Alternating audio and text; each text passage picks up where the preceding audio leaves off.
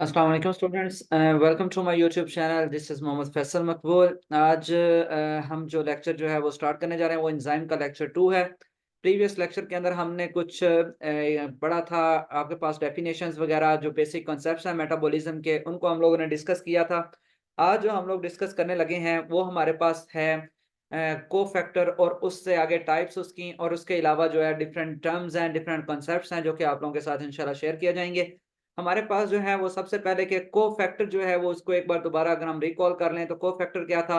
Cofactor आपके पास कोई भी ऐसा आपके पास सब्सटेंस होता है जो कि कुछ एंजाइम को नॉर्मल फंक्शन परफॉर्म करने के लिए रिक्वायर्ड होता है। हमने ये भी बात कर ली थी कि ये ब्रिज के तौर पर काम करता है। किस-किस के दरमियान ब्रिज के तौर पर काम करता है जी? ये सबस्ट्रेट के दरमियान और एंजाइम के दरमियान में ब्रिज के तौर पर काम करता है, ठीक है? उसके बाद हमारे पास नेक्स्ट जो आज का टॉपिक है, उनमें हम सबसे पहले 2 टाइप्स हैं कोफैक्टर की। जो सबसे पहली टाइप है वो हमारे पास है जो सबसे पहली टाइप वो हमारे पास है कोएंजाइम, और दूसरा हमारे पास है प्रोस्थेटिक ग्रुप। अगर हम बात करें कि कोएंजाइम्स क्या होते हैं, कोएंजाइम्स हमारे पास ऐसे कोफैक्टर्स होते हैं which are loosely attached with the enzyme. ऐसा सबस्ट्रेट जो कि एंजाइम के साथ लूजली अटैच होता है उसको कोएंजाइम का नाम दिया जाता है, ठीक है जी। और इसका फंक्शन भी मैंने नीचे लिख दिया है कि फंक्शन क्या है कि ये इलेक्ट्रॉन को ट्रांसफर करता है या एनर्जी को ट्रांसफर करता है एक केमिकल रिएक्शन से दूसरे केमिकल रिएक्शन में। कोएंजाइम्स हैं क्या जी? ऐसे सब्सटेंसेस जो कि एंजाइम के साथ लूजली अटैच होते हैं, बहुत आहिस्तगी के साथ, बहुत स्लोली, बहुत लूज टाइप अटैचमेंट होती है, तो वो आपके पास कोएंजाइम कहलाते हैं। इनका फंक्शन क्या है कि ये ट्रांसफर करते हैं इलेक्ट्रॉन को एक केमिकल रिएक्शन से दूसरे केमिकल रिएक्शन में, या एनर्जी ट्रांसफर करते हैं एक केमिकल रिएक्शन से दूसरे केमिकल रिएक्शन में। और इसकी एग्जांपल आपके पास है निकोटीन, अमाइड, एडेनिन डाइन्यूक्लियोटाइड। ज्यादा डिटेल में जाने की जरूरत नहीं है, बस इसका नाम याद रख लें, एनएडी पॉजिटिव अकेला याद रख लें या इसकी फुल फॉर्म याद रख लें। ये जो एक कोएंजाइम है जो कि एक केमिकल रिएक्शन से दूसरे केमिकल रिएक्शन में इलेक्ट्रॉन ट्रांसफर करता है। हमारा नेक्स्ट चैप्टर है सेलुलर रेस्पिरेशन, जो कि लास्ट चैप्टर है आपके कोर्स का। उसके अंदर हम ये चीजें भी डिस्कस कर लेंगे इंशाल्लाह कि एनएडी पॉजिटिव क्या है, इसका रोल क्या होता है हमारी बॉडी के अंदर। अच्छा जी, नेक्स्ट जो हमारे पास दूसरी टाइप है वो है कोफैक्टर की, जिसे हम प्रोस्थेटिक ग्रुप कहते हैं। अगर जो बेटा नॉन प्रोटीन पार्ट है जो कोफैक्टर है, अगर वो स्ट्रांगली अटैच होता है, कोवलेंटली बॉन्डेड होता है एंजाइम के साथ, तो इसे नाम दिया जाता है प्रोस्थेटिक ग्रुप का। इसे बेटा नाम दिया जाएगा प्रोस्थेटिक ग्रुप का। और इसका काम क्या होता है? ये बाइंड कर जाता है एंजाइम के साथ और उसको प्रॉपर फंक्शन के अंदर असिस्ट करता है। ये इलेक्ट्रॉन ट्रांसफर या एनर्जी ट्रांसफर करवाने में इन्वॉल्व नहीं होता। इलेक्ट्रॉन या एनर्जी ट्रांसफर करवाना काम होता है कोएंजाइम का। जबकि प्रोस्थेटिक ग्रुप सिर्फ एंजाइम को सबस्ट्रेट के साथ प्रॉपर बाइंडिंग में हेल्प करता है, ठीक है जी। इसकी एग्जांपल कुछ आयरन लिखा हुआ है, मैग्नीशियम लिखा हुआ है, ये दो एग्जांपल जो है वो आप लोग याद रख लेंगे, ठीक है जी। अगर हम पिछली डायग्राम के अंदर पिछली स्लाइड के ऊपर जाएं, तो पिछली स्लाइड में मैंने आप लोगों को दिखाया हुआ है कि ये आपके पास एक एंजाइम है, ये इसके ऊपर ग्रीन सा आके कोफैक्टर अटैच होता है। जब इसके ऊपर कोफैक्टर अटैच हो जाता है तो आपको इसके ऊपर एक ब्लू कलर का सबस्ट्रेट नजर आ रहा है जो कि आके बाइंड कर रहा है, ठीक है। अगर ये कोफैक्टर नहीं लगेगा तो इन सबस्ट्रेट जो है वो प्रॉपरली एंजाइम के साथ बाइंड नहीं कर पाएगा, ठीक है जी। नेक्स्ट हमारे पास जो हम देखते हैं तो एंजाइम को कोफैक्टर की बेस पर दो ग्रुप में डिवाइड किया गया है। एंजाइम को कोफैक्टर की बेस पर दो ग्रुप में डिवाइड किया गया है। एक आपके पास एपो एंजाइम्स होते हैं और दूसरा आपके पास होलो एंजाइम होते हैं। Another very important short question, ठीक है।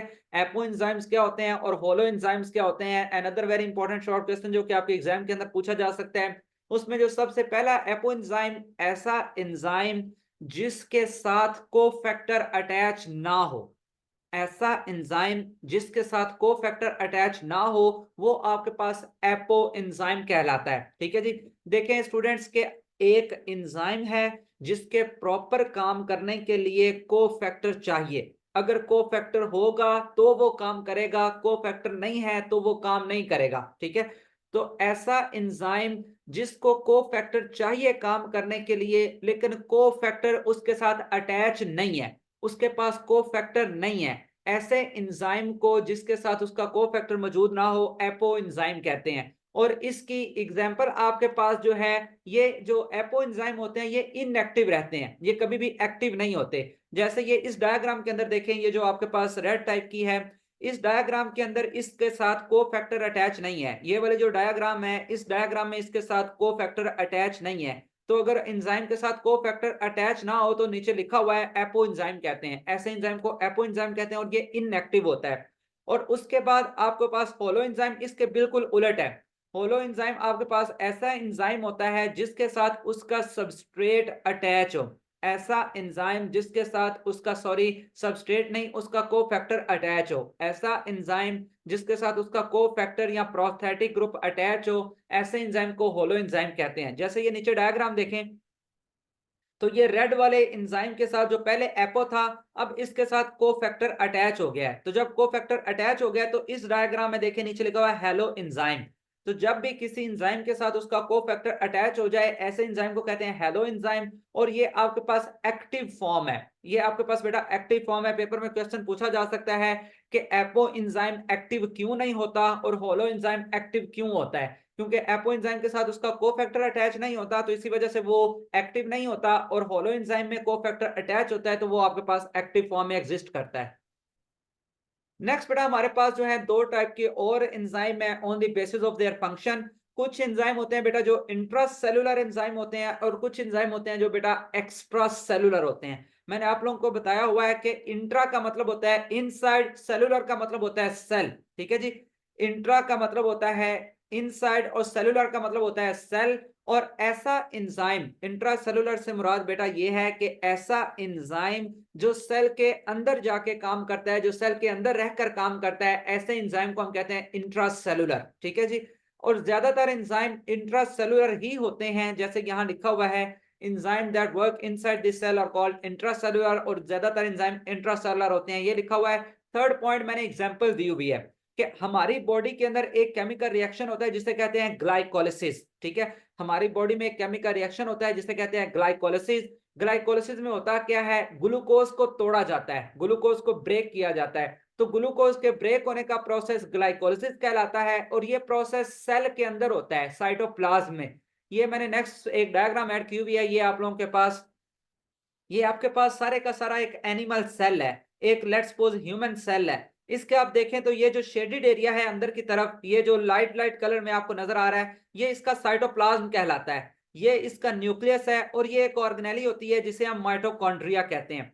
तो ये देखें, ये जो रेड कलर का जिसमें जी लिखा हुआ है, ये रेड कलर का जी, ये सेल के अंदर आ रहा है, साइटोप्लाज्म के अंदर आ रहा है। और ये ब्लू कलर की ऑक्सीजन अंदर इंटर हो रही है। ये ऑक्सीजन जो है वो ग्लूकोज के साथ रिएक्ट कर जाती है, तो ग्लूकोज देखें टूट रहा है। ग्लूकोज के टूटने से कार्बन डाइऑक्साइड बन रही है, ये वाटर निकल रहा है और साथ में ये एटीपी एनर्जी बन रही है। तो ये क्योंकि सेल के अंदर प्रोसेस हो रहा है, तो इसके लिए जो एंजाइम चाहिए होते हैं वो इंट्रासेलुलर एंजाइम कहलाते हैं। दूसरा बेटा आपके पास एक्स्ट्रा सेलुलर। एक्स्ट्रा का मतलब होता है out of the cell. Extra का मतलब आउट ऑफ और सेलुलर का मतलब सेल। तो सेल के बाहर जितना भी केमिकल रिएक्शन हो रहे होते हैं उनके लिए जो एंजाइम चाहिए होते हैं उन्हें एक्स्ट्रा सेलुलर कहते हैं। ठीक है जी। लिखा हुआ है enzyme that work outside the cell are called intracellular. और सॉरी, ये यहाँ पर एक्स्ट्रा सेलुलर लिखना था, ये आप लोग चेंज कर लीजिएगा। Enzyme that work outside the cell are called extra cellular, इसको आपने चेंज कर लेना है, एक्स्ट्रा सेलुलर लिखना है इंट्रा सेलुलर की बजाय। ये मिस्टेक हो गई है यहाँ पर, ये आप इसे करेक्ट कर लीजिएगा। यहाँ पर एक्स्ट्रा सेलुलर एंजाइम आएगा। ये बहुत कम इनका नंबर होता है। और एग्जांपल इसके आपके पास पेप्सन एंजाइम, जो आपके स्टमक में प्रोटीन की डाइजेशन करता है, प्रोटीन की ब्रेकडाउन करवाने वाला जो एंजाइम है वो पेप्सन एंजाइम कहलाता है। और ये एक्स्ट्रा सेलुलरली काम करता है, सेल के अंदर काम नहीं करता, स्टमक के अंदर आके काम करता है जी। ये वही बात आप लोगों के साथ जो पहले डिस्कस हो गई है। नेक्स्ट आपके पास एक्टिवेशन एनर्जी क्या होते हैं। एक्टिवेशन एनर्जी स्टूडेंट्स वो मिनिमम एनर्जी होती है जो कि किसी केमिकल रिएक्शन को स्टार्ट करवाने के लिए चाहिए होती है। आपसे पेपर में शॉर्ट क्वेश्चन पूछा जाए व्हाट इज एक्टिवेशन एनर्जी, तो आप बेटा एक्टिवेशन एनर्जी वो एनर्जी होती है जो केमिकल रिएक्शन को स्टार्ट करवाने के लिए चाहिए होती है। ठीक है जी। वो मिनिमम एनर्जी जो केमिकल रिएक्शन को स्टार्ट करवाने के लिए चाहिए होती है उसे कहते हैं एक्टिवेशन एनर्जी।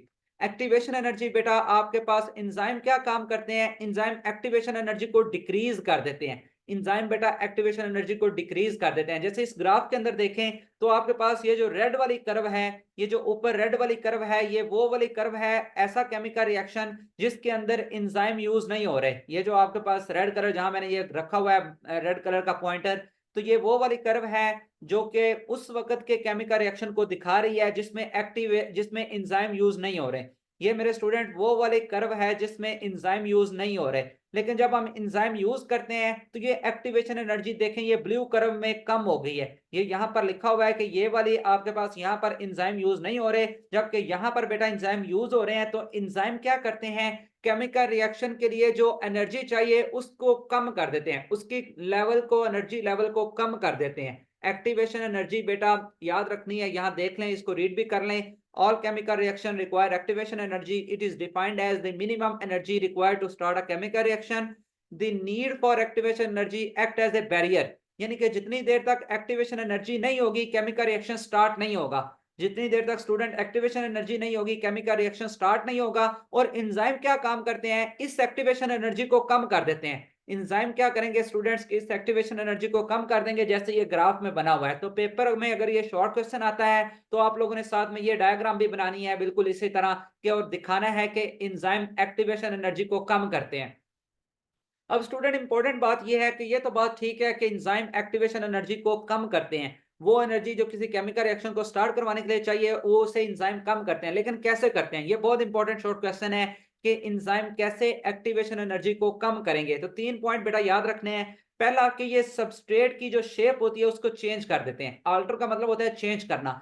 एंजाइम जो है वो सबस्ट्रेट की शेप को चेंज कर देते हैं ताकि एनर्जी कम से कम यूज हो। दूसरा बेटा, आयन सबस्ट्रेट और एंजाइम के ऊपर डिफरेंट चार्जेस होते हैं। सबस्ट्रेट और एंजाइम के ऊपर डिफरेंट चार्जेस होते हैं, पॉजिटिव नेगेटिव चार्जेस। एंजाइम इन चार्जेस की डिस्ट्रीब्यूशन को चेंज कर देता है। एंजाइम क्या काम करते हैं बेटा कि एंजाइम इन चार्जेस की डिस्ट्रीब्यूशन को चेंज कर देंगे। दूसरा बेटा आपके पास कि एंजाइम एक्टिवेशन एनर्जी को लो करते हैं। एंजाइम एक्टिवेशन एनर्जी को लो करते हैं, कैसे करते हैं जी, सबस्ट्रेट और एंजाइम को एक दूसरे के करीब ले आते हैं। सबस्ट्रेट और एंजाइम को एक दूसरे के करीब ले आते हैं। तो ये 3 पॉइंट बहुत इंपॉर्टेंट शॉर्ट क्वेश्चन कि एंजाइम एनर्जी को, एक्टिवेशन एनर्जी को कैसे कम करते हैं। पहला कि सबस्ट्रेट की शेप चेंज कर देते हैं। दूसरा बेटा जो सबस्ट्रेट के ऊपर चार्जेस होते हैं उनको चेंज कर देते हैं, और एंजाइम के ऊपर जो चार्जेस होते हैं उनको चेंज कर देते हैं।